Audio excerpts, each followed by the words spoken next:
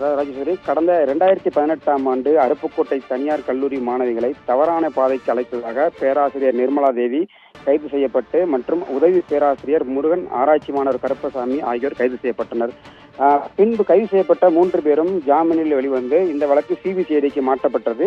மொத்தமாக 3 பேருக்கு எதிராக 1360 பக்கங்கள் கொண்ட குற்றப்பத்திரிகை என்பது தாக்கல் செய்யப்பட்டது. இந்த வழக்கின் விசாரணையானது ஸ்ரீவில்லிபுத்தூர் மகிழா நீதிமன்றத்தில் விசாரணை நடைபெற்று வந்த நிலையில் தொடர்ந்து கொரோனா உள்ளிட்ட காரணங்களால் நீதிமன்ற தீர்ப்பு வழங்க தள்ளி வைக்கப்பட்டிருந்தது.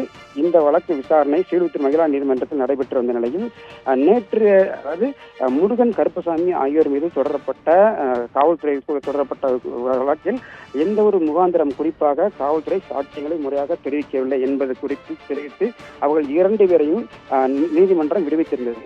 இந்த நிலையில் தொடர்ந்து தங்களுக்கான ஒரு வாய்ப்பு வழங்க வேண்டும் என நிர்மலா தேவி தரப்பில் தொடர்ந்து வாதிடப்பட்டது.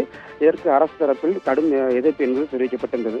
இந்த நிலையில் இன்று தீர்ப்பு வழங்கப்படும் என எதிர்பார்க்கப்பட்ட நிலையில் நிர்மலா தேவிக்கு 10 ஆண்டுகள் சிறை தண்டனை என்பது விதிக்கப்பட்டுள்ளது. குறிப்பாக 5 பிரிவுகளின் கீழ் வழக்கு பதிவு என்பது செய்யப்பட்டுள்ள நிலையில் 2 பிரிவுகளில் சுமார் 7 வருடம் ஒன்றும் 3 வருடம் ஒன்றும் சேர்த்து 10 வருடங்கள் சிறை தண்டனை என்பது விதிக்கப்பட்டு 2,50,000 ரூபாய் அபராத தொகை என்பது விதிக்கப்பட்டுள்ளது.